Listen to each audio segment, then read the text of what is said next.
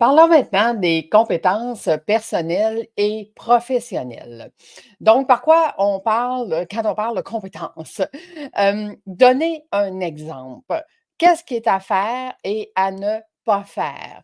Ce qui veut dire qu'il va être en lien avec votre travail. Tout au long de cette formation-là, quand on va être ensemble dans notre cohorte de groupe, à chaque fois que vous allez voir ce petit insigne, c'est que je vais vous demander de donner des exemples de qu'est-ce que vous avez vécu par rapport à ça, soit un exemple de ce qui est à faire ou un exemple de ce qui est à ne pas faire. Donc, tout au long de la présentation, vous allez voir ce petit insigne et c'est de ça qu'on va parler quand on va être en cohorte ensemble. Et évidemment que les exemples, c'est soit en lien avec votre travail, ou avec ce que vous avez déjà vécu là, tout au long de votre travail. Donc, gestion éthique intégrée dans le cadre conceptuel. Qu'est-ce que ça veut dire? Une gestion éthique dans le cadre conceptuel, c'est vraiment aller voir dans les concepts tout ce qui touche les compétences relationnelles et personnelles. Il y a beaucoup de choses qui font qu'on a un sentiment de quelqu'un est compétent ou quelqu'un est connaissant ou quelqu'un on l'aime ou quelqu'un on l'aime pas. OK? Donc, tout ce qu'on va voir là, ça vient faire partie de ça. Ça vient faire partie de qu'est-ce qui va toucher, en fait, notre ressenti. OK. Donc, ce qui veut dire, une gestion éthique? Dans un premier temps, c'est la gouvernance et le leadership éthique. On va voir qu'est-ce que c'est, on va voir c'est quoi la gouvernance, comment on gère notre entreprise de façon éthique et ainsi de suite. Qu'est-ce que c'est la formation éthique? Les orientations, le code de déontologie des politiques, la gestion, la pratique prise de décision. Et quand on parle de résultats triple bilan, ben c'est quoi notre bilan économique, notre bilan social et notre bilan environnemental? J'ai beau dire que moi, je suis une pro, mettons, environnementale, mais si de façon économique et sociale, c'est pas en lien, ben j'y croirais pas. Tu peux pas avoir qu'un aspect de tes bilans. Donc, c'est quoi les enjeux? C'est, exemple, l'équité des genres, la quête du sens, le respect de la vie, la conscience sociale, responsabilité citoyenne, développement durable, commerce équitable. Tout ça, ça fait partie d'une gestion éthique. Ce n'est pas seulement un aspect. Je ne peux pas dire, exemple, je n'ai qu'un commerce équitable et je me fous du développement durable, puis je n'ai pas de responsabilité citoyenne. OK? Ça aurait pas de sens. Donc, quand on veut faire une gestion éthique, on doit vraiment faire tout le bilan de qu'est-ce qu'on est, comment qu'on le fait.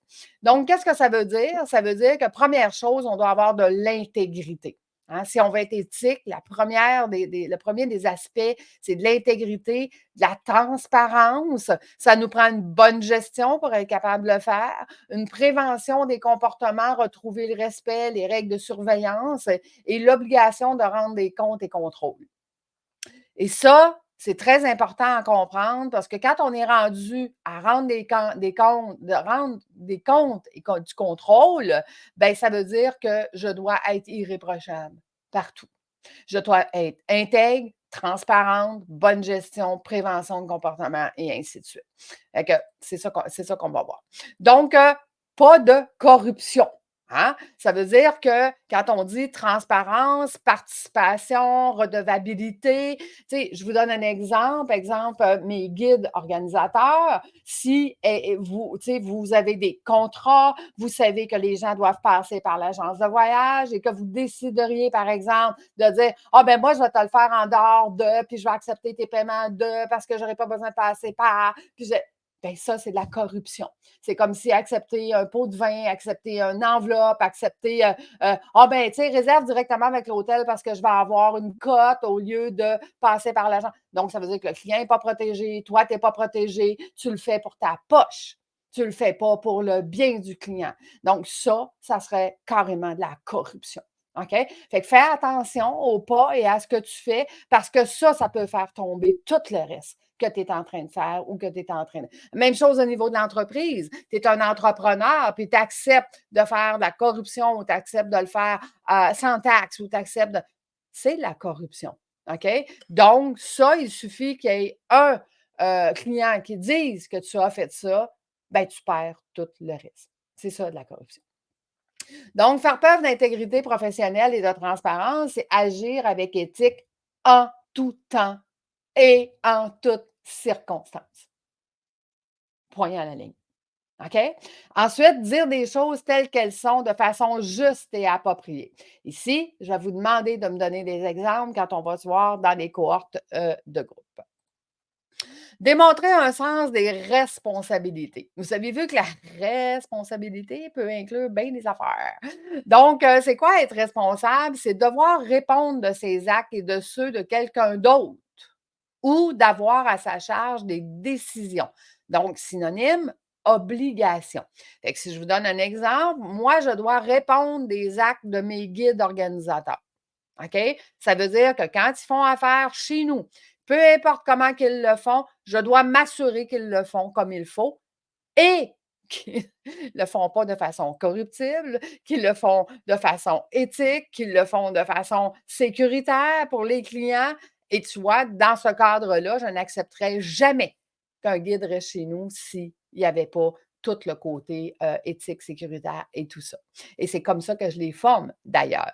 Toi, dans ton entreprise, ben, qu'est-ce que c'est devoir répondre à tes actes? Ben, si tu prends la décision de faire quelque chose qui est corruptible, qui est corrompu, on va le dire comme ça, ben, tu vas devoir un jour répondre à tes actes. OK? Donc, c'est quoi les obligations que tu as à faire? Exemple, il refuse de prendre ses responsabilités, il est vraiment pusillanime. Ah ben oui, pusillanime, qu'est-ce que c'est? C'est une personne manquant de courage, d'audace et de caractère.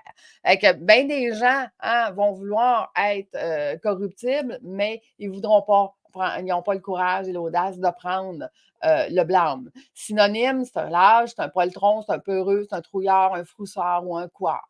Donc, tu vois, faire attention, OK, démontrer l'essence de responsabilité, ben, c'est d'accepter aussi les conséquences qui vont venir avec chacun de nos actes. Donc, on doit se poser la question, hein, c'est quoi les actes que je vais faire avant de les faire pour être sûr que je vais m'en tenir responsable. Donc, respecter ses engagements puis reconnaître ses propres erreurs. Donc, ici aussi, on en jasera quand on sera en cohorte. Souci des détails. Hein, on le voit bien sur la photo ici. C'est-tu un manque de détails, le fait qu'elle n'a pas de cils, qu'elle n'a pas de sourcils? Ou c'est vraiment parce qu'elle était comme ça? Hmm, on ne sait pas. Mamie, mamie, oui, ma petite chérie, je n'arrive pas à dessiner ton portrait. Tu as trop de rides. Elle l'explique, le souci des détails, OK? C'est qu'il faut être puis, tu sais, qu'on soit entrepreneur ou qu'on soit, guide organisateur, peu importe, le souci des détails est quelque chose de très important. Donc, pose-toi la question. À chaque fois que tu dis: «J'ai pas le temps, j'ai pas le temps, j'ai pas le temps», à chaque fois, tu es en train de skipper des détails et à chaque fois, ça va t'amener des problématiques à régler plus tard. Donc, de gérer sa business en étant occupé tout le temps, puis en étant débordé tout le temps, puis en disant tout le temps qu'on n'a pas le temps, amène plus de problèmes que d'autres choses. Parce que quand tu prends le temps de bien faire les choses, ben, tu as le souci des détails, puis tu as beaucoup moins de problématiques à régler. Donc, si dans ton entreprise ou si quand tu travailles, quand tu fais quelque chose, tu es toujours en train de dire: «Ah, il y a encore une erreur, il y a encore une erreur, il est encore arrivé ça, c'est parce que ton souci des détails n'est pas assez élevé, parce que tu ne prends pas assez le temps de faire les choses de la bonne façon, tout simplement. OK? Donc, pose-toi la question à chaque fois qu'il y a un problème, peut-être que c'est ton souci des détails qui n'est pas assez grand. Donc, la rigueur professionnelle s'applique à plusieurs niveaux. La rigueur peut se définir très simplement par faire ce qu'on dit. Hein, il faut que les bottines suivent les babines.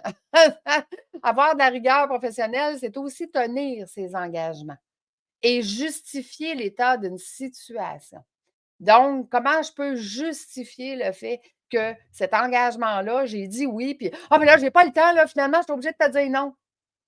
Bien, ça, ce n'est pas acceptable. OK? Si tu as donné ta parole, ça veut dire que tu as pris le temps de vérifier ton agenda, tu as pris le temps de vérifier que tout ça, OK, va se faire correctement, puis que tu vas avoir le temps, puis que tu vas être capable d'être là. Donc, tu n'auras pas besoin de dire non. OK? Fait que faire ce qu'on dit. Les bottines suivent les babines. La rigueur intellectuelle, qu'est-ce que c'est? Il est également possible de faire preuve de rigueur professionnelle sur le plan intellectuel. Donc, c'est faire preuve de rigueur professionnelle, c'est aussi d'être capable d'écoute. OK? Il faut suivre une directive, même si on n'est pas encore d'accord avec la procédure, car il est aussi louable de faire part de notre raisonnement à tous, mais il faut aussi accepter de mettre notre façon de penser à l'épreuve. Hein, on n'est pas des petits Joe connaissants et on ne connaît pas tout.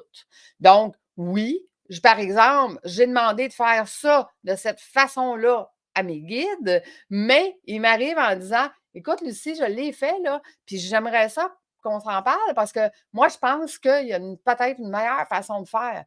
Toujours être à l'écoute d'amélioration continue, à l'écoute de peut-être que moi, quand je leur ai appris de faire ça comme ça, c'était la meilleure connaissance que j'avais en ce moment-là. Mais au bout de la ligne, ça l'a changé. Puis au bout de la ligne, il y a des choses qui ont évolué dans la vie. Puis il y a peut-être d'autres outils, d'autres façons de faire qui sont encore mieux. Puis qu'eux autres, ils ont des connaissances, compétences qui vont pouvoir améliorer. Moi, j'ai toujours considéré que j'avais des gens alentour de moi plus compétents que moi.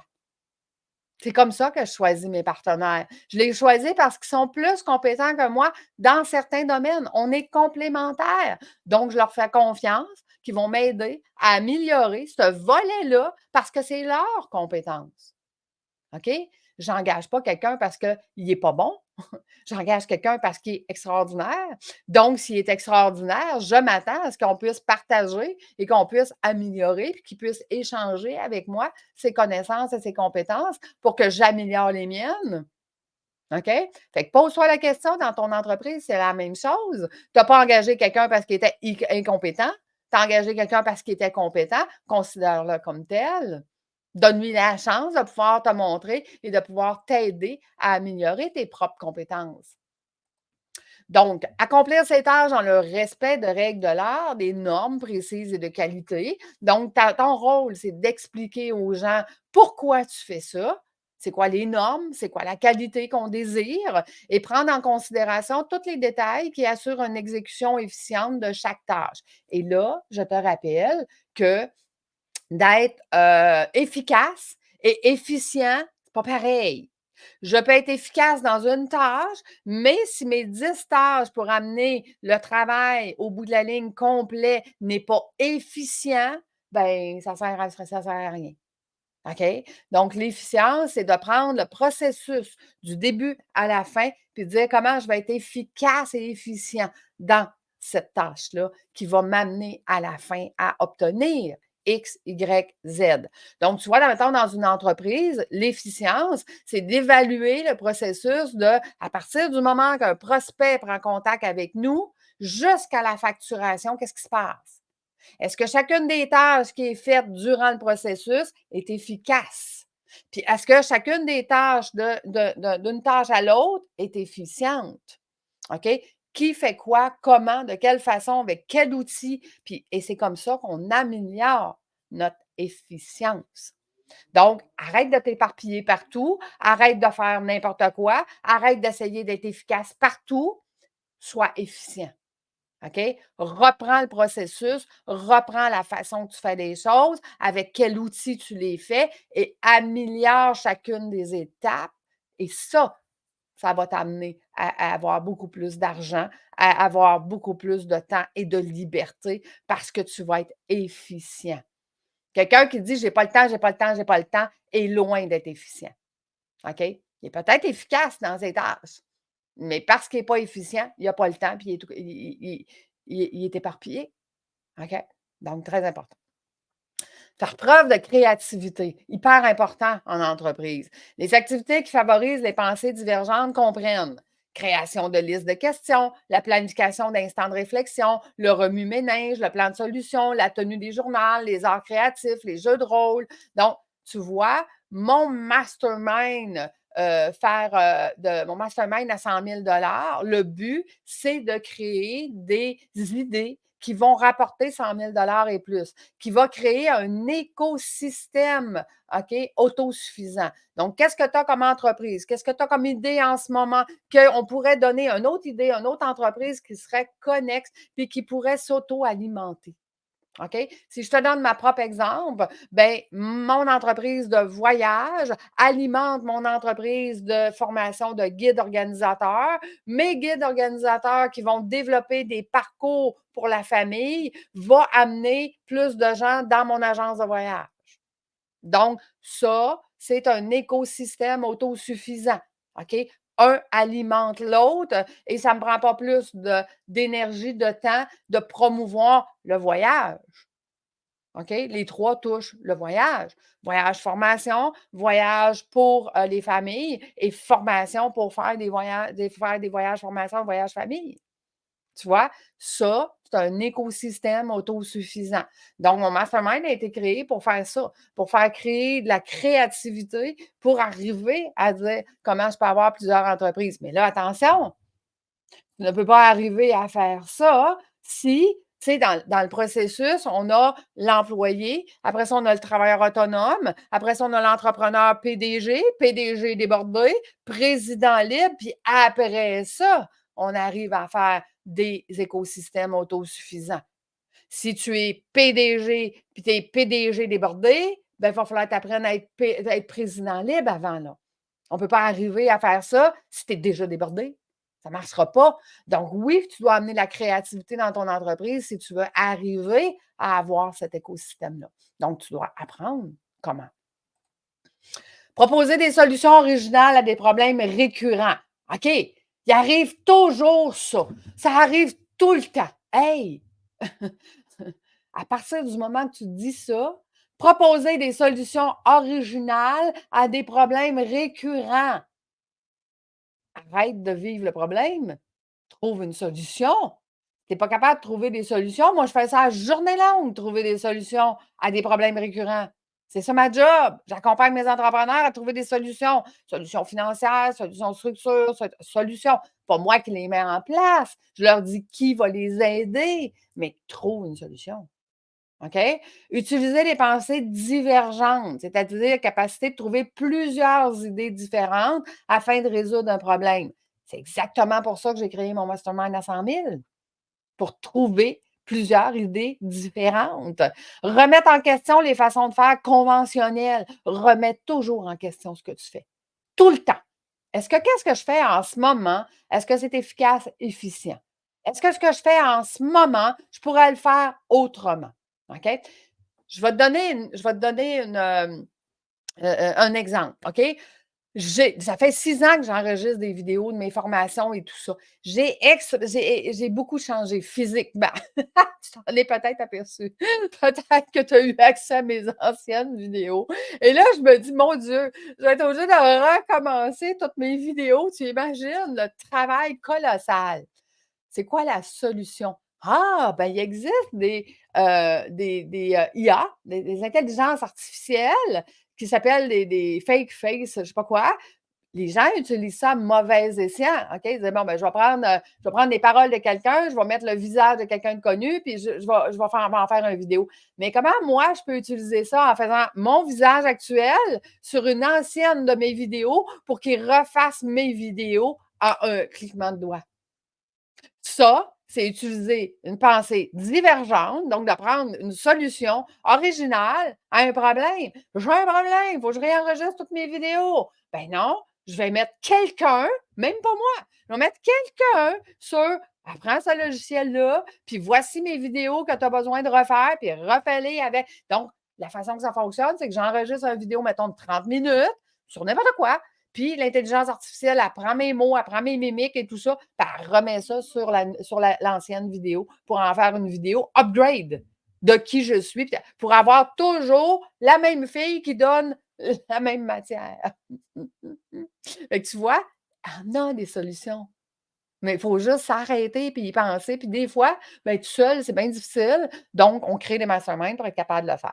Fait qu'établir des liens entre des idées qui, a priori, ne semblent pas en avoir. OK? C'est souvent ça que je fais. Je dis: «Hey, si je mélangeais ça puis ça, là, qu'est-ce que ça donnerait comme résultat?» OK? Fait qu'on va en discuter, quand on va être en cohorte de groupe. Cohérence. Faire preuve de jugement. OK? Décider de faire un ensemble de faits, des actions appropriées à poser. On avait cette discussion-là justement hier avec mon groupe de mentorat. Où est-ce qu'on disait, où est-ce qu'on s'en va avec l'intelligence artificielle? La prochaine génération, elle n'aura plus de jugement parce qu'ils ne décideront plus rien. Ils vont demander à l'IA, qu'est-ce que tu en penses? Qu'est-ce qu'il faut que je fasse? Comment il faut que je le fasse? Comment? Ils ne décideront plus eux-mêmes. Je l'ai vécu la semaine dernière. Je suis au dépanneur. La petite jeune fille, elle a peut-être 17, 18 ans. OK? Elle doit me donner 19. Je lui donne un 50, puis elle doit me remettre 19. Je dis, écoute, oublie ça, là. Je vais te donner $1 de plus, fait que donne-moi 30. Elle a pris sa calculatrice pour calculer que 19 plus 1, ça faisait 20. Puis elle n'était pas capable de calculer.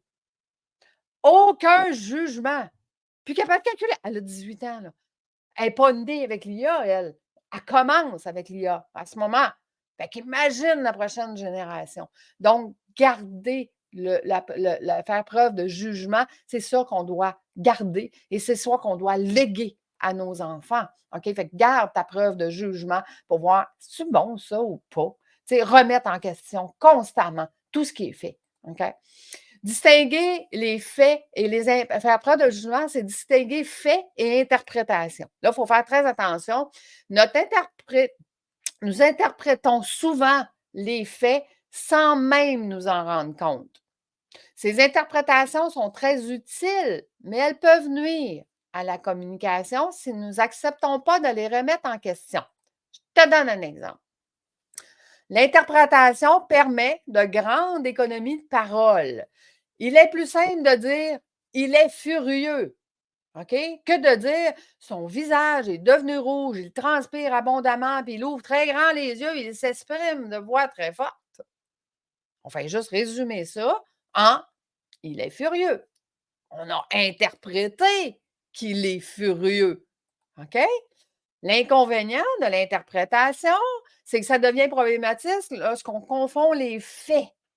Les faits sont indiscutables, alors que les interprétations sont toujours subjectives. Si on les confond, on oublie de vérifier le bien fondé des interprétations. On les prend pour acquises, puis on est convaincu d'avoir raison et on se comporte comme tel. Par exemple, mon fils n'a toujours pas rangé sa chambre après ma troisième demande. Ça, c'est le fait.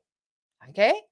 J'en conclus qu'il est paresseux et il a une mauvaise volonté. Ça, c'est une interprétation. Je le punis.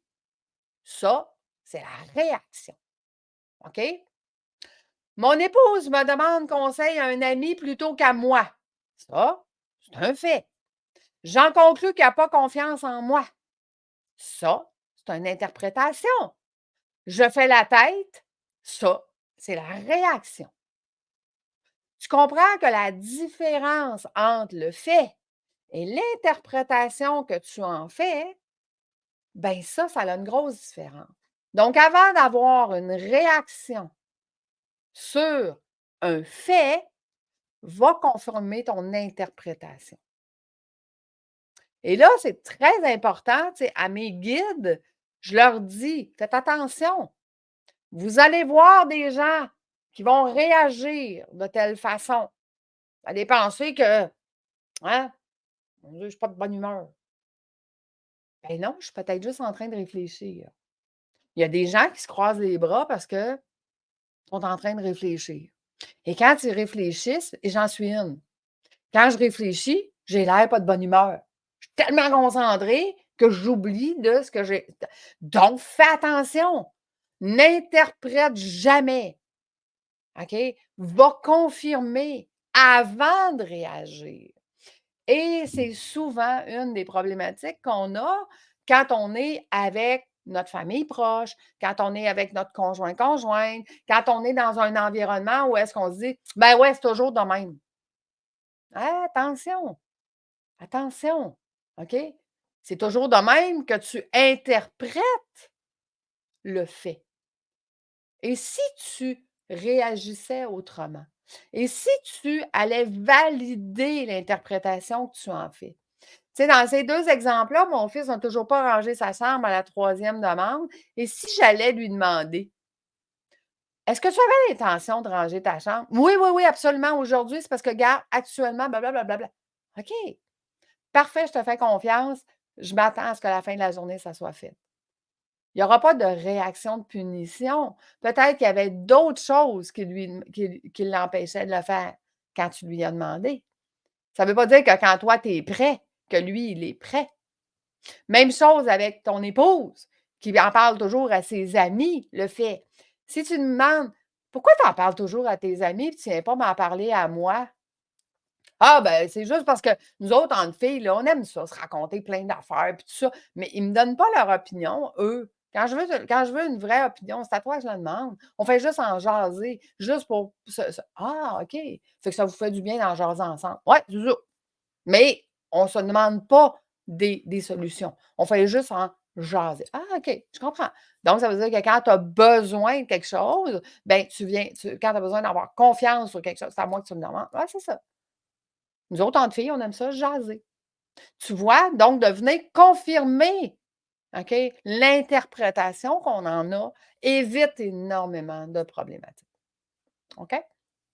Donc très important quand on accompagne les groupes de venir confirmer l'interprétation qu'on a. Donc, comment distinguer les faits de l'interprétation? Il est très important de distinguer. Un moyen d'y parvenir est d'essayer de faire précéder le propos qu'on va tenir par un verbe de perception. Donc, voir, entendre. Si on y arrive, il s'agit d'un fait. OK? Donc, si on y arrive, sinon, c'est une interprétation. Par exemple, il frappe sa petite sœur. Traduit un fait parce qu'on peut dire: «Je vois qu'il frappe sa petite sœur» ou «J'entends qu'il frappe sa petite sœur». OK? Par contre, on peut jamais dire: «Je vois qu'il est méchant». Ah non, ça, c'est une interprétation qu'il est méchant. OK? Donc la méchanceté ne se voit pas, elle s'interprète toujours. Fait que ça, c'est un petit truc pour t'aider à savoir si c'est un fait ou si tu es en train d'interpréter quelque chose. Fait que si tu es en train d'interpréter quelque chose, ben à ce moment-là, va valider ton interprétation parce que j'ai toujours dit, si j'ai mis une pomme sur la table, OK? Puis qu'il y a une bouchée de la pomme qui a été prise sur ton côté à toi. Ça fait 3 jours que la bouchée a été prise. Puis sur mon côté à moi, la pomme, elle est super belle et que je te dis: «Ben voyons, elle est bonne la pomme, mange-la». Puis toi, tu dis: «Ben non, elle est pas bonne la pomme, je peux pas la manger». OK? Est-ce que c'est un fait ou une interprétation? Moi, je peux voir que de mon côté, la pomme, elle est belle. Cependant, est-ce que je peux voir de ton côté que la pomme, elle est belle, puis que j'interprète que de ton côté, elle est belle aussi? Tu vois? La même pomme, mais si on la tourne de bord, ah! Ben, c'est vrai, hein, de ton bord, elle est pas bonne la pomme, là, tu peux pas en manger. Mais tu vois, la mienne, elle est bonne. Donc, la même situation, 2 visions différentes, il y en a un qui interprète, puis il y en a un que c'est un fait. Mon fait à moi, c'est que la pomme elle est bonne, mais j'interprète que de ton côté, elle l'est aussi et c'est ça que je dois valider. OK? Donc ça veut dire, au lieu de dire: «Ben voyons, mange la pomme». OK. Ton côté, es-tu belle la pomme? Parce que moi, de mon côté, elle est super belle. Ah! Là, je viens valider l'interprétation que je fais que ton côté de pomme est belle. OK? Donc, tu vois, le fait et l'interprétation en communication, très important. Très important de venir valider, heu, les les, heu, les interprétations. Ça va t'éviter bien des problèmes. Analyser une situation. Éviter de se prononcer sur les choses qu'on ne connaît pas. OK? Recueillir des données et des faits avant d'exprimer son opinion, de s'engager dans une voie ou de prendre une décision. On est en train de jaser sur quelque chose, ce n'est pas mes compétences. J'ai aucune idée de quoi tu parles. Moi, je le dis souvent, là. Hey, j'ai aucune idée de quoi tu parles. Je connais pas ça. J'ai rencontré quelqu'un cette semaine pour l'organisation d'un voyage. OK? Lui, c'est un expert d'entraînement de Ironman et de triathlon. Moi, là, je connais rien là-dedans. Puis là, j'ai dit: Écoute, excuse-moi, là, j'ai une question niaiseuse, mais un Ironman puis un triathlon, c'est ça la même affaire? Parce que moi, je vais organiser ton voyage, puis là, je vois des affaires sur des triathlons, puis je vois des affaires sur le Ironman, puis je sais pas trop où je dois t'emmener. Fait qu'il me regarde, puis il part à rire, il dit: «Oui, c'est la même chose». «Ah, OK, merci. Je connais pas ça». Puis là, il me regardait avec un petit sourire en voulant dire: «Ben voyons, tu connais pas ça». Ah ouais, je connais pas ça. Puis je suis pas gênée de dire que je connais pas ça. Je connais pas ça. C'est pas moi qui va être sa guide, OK? J'ai déjà la guide parfaite pour lui. Mais tu comprends? Je n'ai pas de gêne à dire que je connais pas ça, même si c'est quelque chose qui est censé être en tout cas, il y a dans son expression, j'aurais dû connaître ça. Je te le dis, là. Son expression, ça a été comme: «Ben, voyons, tu connais pas ça». Ben non, j'ai jamais gravité dans ce monde-là, puis je le sais pas, c'est tout, OK?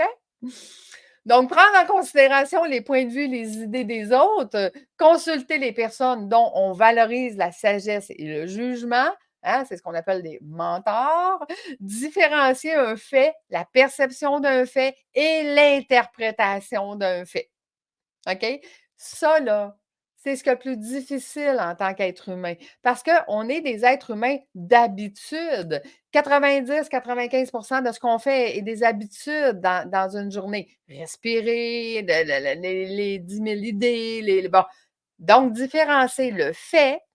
Hein, le fait, c'est que de mon côté, la pomme est bonne. J'ai la perception, hein, ou l'interprétation que ton bord est pareil.